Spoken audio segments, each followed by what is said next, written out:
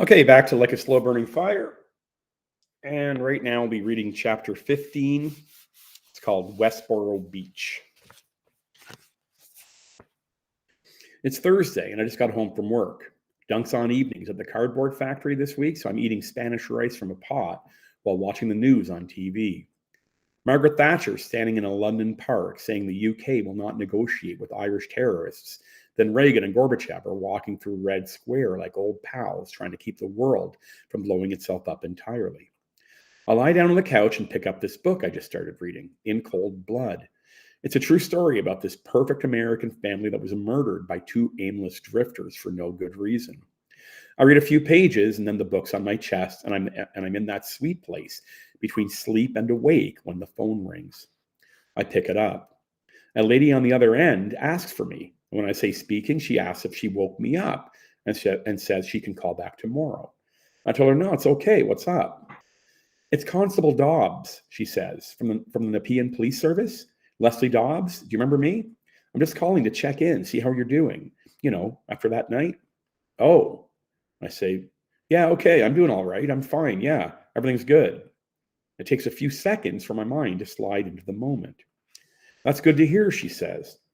I wanted to talk to you about a couple of things. First of all, about the assault, I just wanted to put your mind at ease.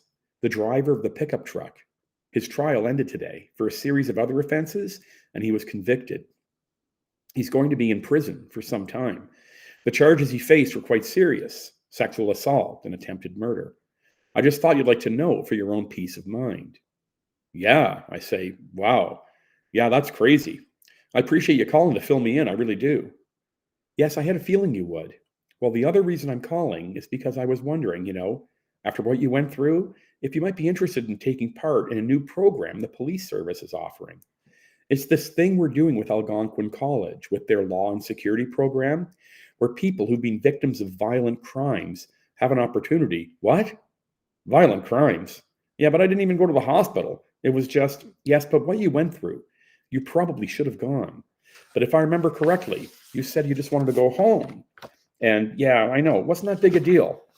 Well, it certainly wasn't good, she says. But this program I'm talking about, I'm involved in it, and I'm actually going to be teaching the class with a doctor, a psychiatrist. We're trying to offer people who've been victims of violence or abuse the chance to meet with other people who've had similar experiences and maybe talk and listen to each. Yeah, I don't know. I'm all right. I really am. It's not a huge deal. I mean, I don't really think about that night all that much. But that might be a problem, don't you think? Like maybe you don't think about it because what you went through, it's hard to face and to deal with, and maybe we can help you. Maybe you'd benefit from a bit of help from professionals who help. Yeah, I get it, but I'm fine, really.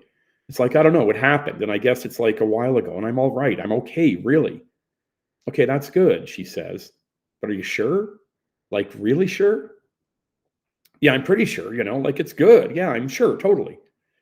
Well, okay, she says. But this psychiatrist I'm working with, she's an expert in her field. She's worked with some of my colleagues, and she's helped them deal with situations that involve, emotional issues, stress, and trauma. She's really good at providing people like you with strategies, ways to cope, and people like me. Well, yes, she says, victims. People who've gone through something difficult and maybe quietly suffering with PTSD. What? PTSD, post traumatic stress disorder. It's when, like, never really heard of it.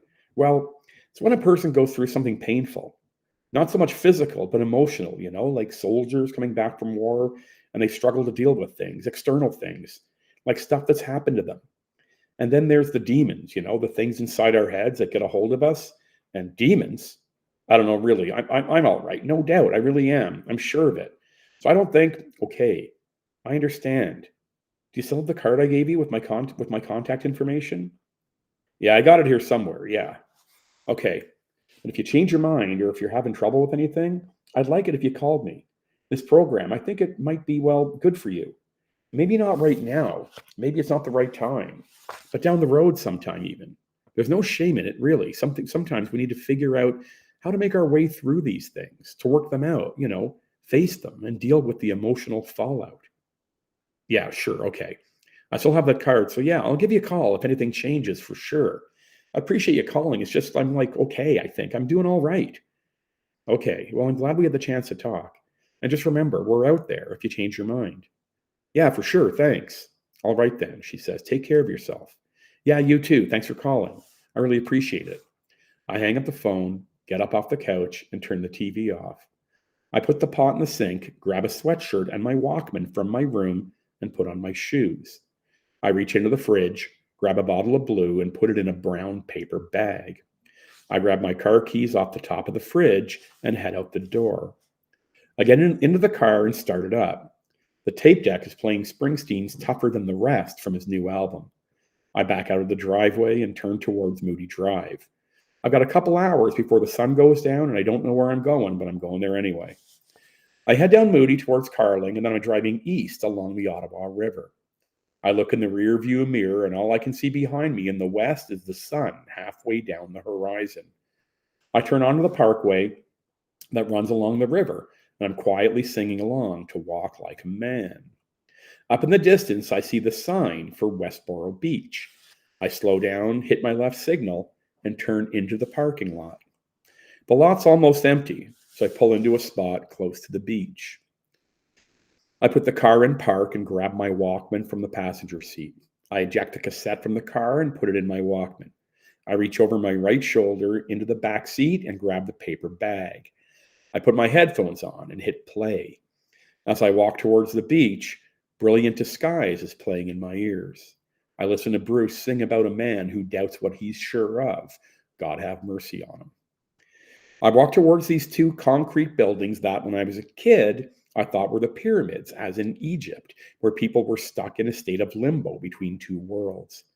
The twin buildings stand sentry at the east end of the beach.